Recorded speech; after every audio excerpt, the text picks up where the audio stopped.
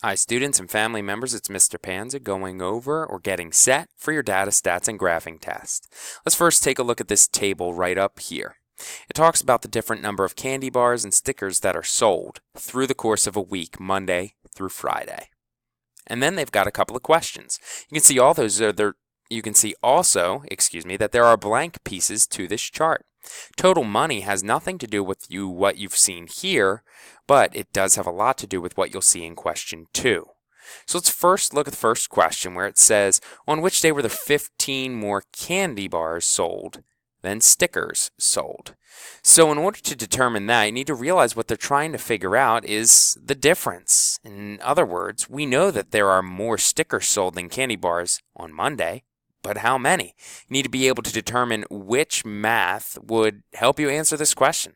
In this case, because you're figuring out the difference between these 2 days, you're going to be subtracting, and your answer will be 8. So the difference on Monday was the fact that 8 more stickers were sold than candy bars. We've got 5 more stickers sold on Tuesday, the same amount of stickers sold on Wednesday, and finally we get to this one where there are 45 more candy bars and 30 stickers, which gives you a difference of 15 more candy bars than stickers sold. And down here you're left with 10. Once you've gone through and actually determined, well, what they're asking for is the difference, and then each day you've solved for each of the differences, you're easily able to answer this question. Which day, so they're looking for one of these is the answer, were 15 more candy bars sold than stickers? In this case, you've got a plus 15 margin for the candy bars on Thursday, which makes that my answer. It's not just as simple as bubbling it in, and that's one thing I've been making sure that the students are taking their time on underlining and understanding the question and labeling the chart to make sure it's complete. In the second question, they actually apply values to the candy bars and stickers. First of all, I want you to understand that the stickers being worth $1 mean you have very little work to do. In other words, the stickers that you stole 20 of are just $1 a piece, which means all you're really adding here is a dollar sign to represent the fact that you sold $20 worth of stickers on Monday, 15 worth on Tuesday, 25 on Wednesday, 30 on Thursday, and Friday you sold $12 worth.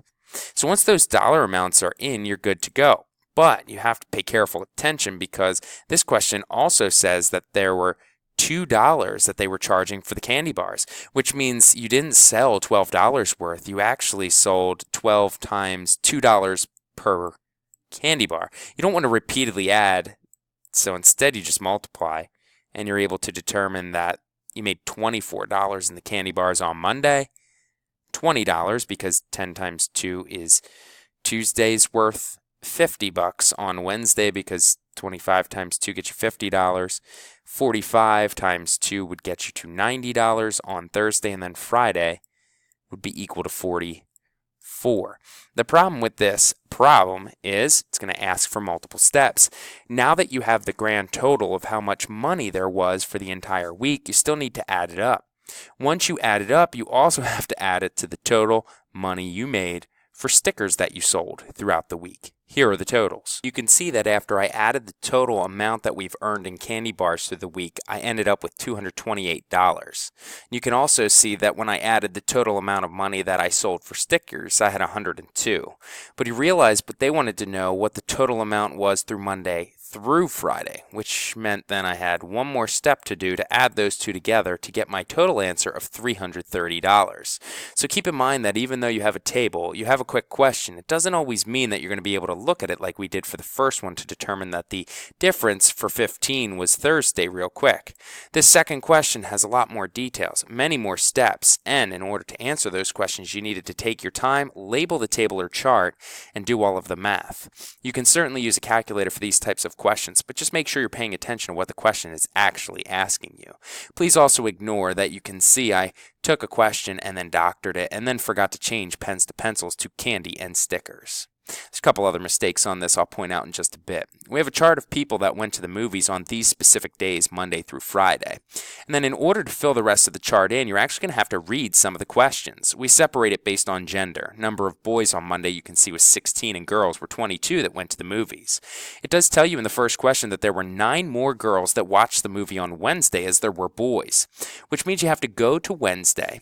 And you can see that there needs to be 9 more girls than boys, which means if there were 13 boys on Wednesday, you're adding 9 to that total to determine the total number of girls.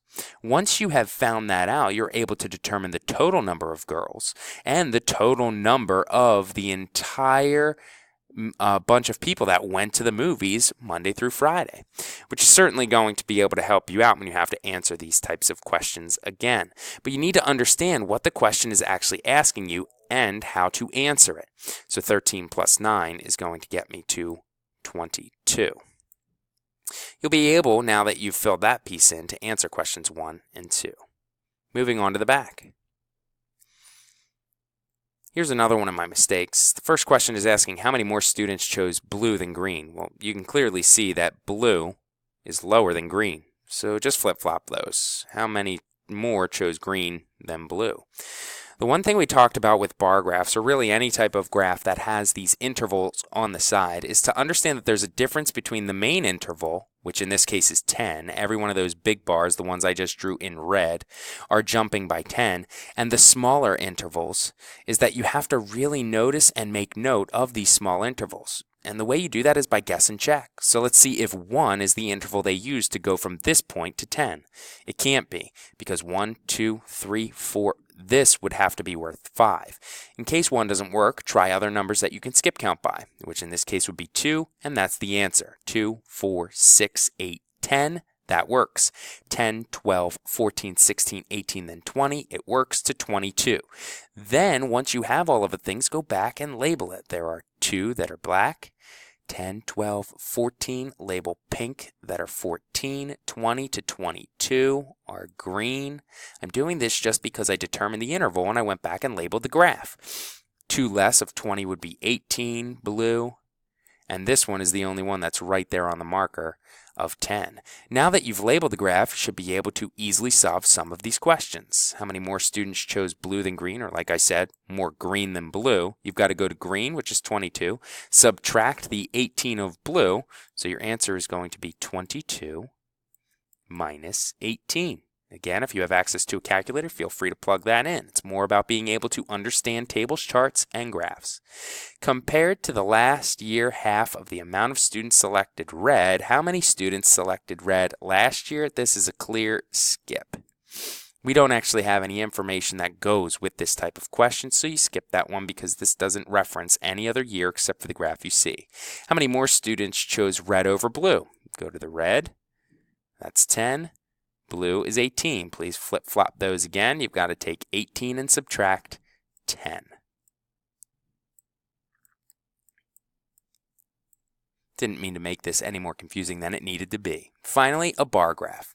We know, and all of the students know, they need a title, they need to label the y-axis, and they need to have their intervals here. The intervals will certainly, since the numbers are so small, go up by 1. So 1, 2, 3, 4, 5, 6, and 7. Even if you went up to 10, that's fine. And on the bottom, you need to have the label of teams, and each individual team needs to be listed here while you create your bar graph. I hope this video helps. If you have any questions, feel free to contact me. Have a good night.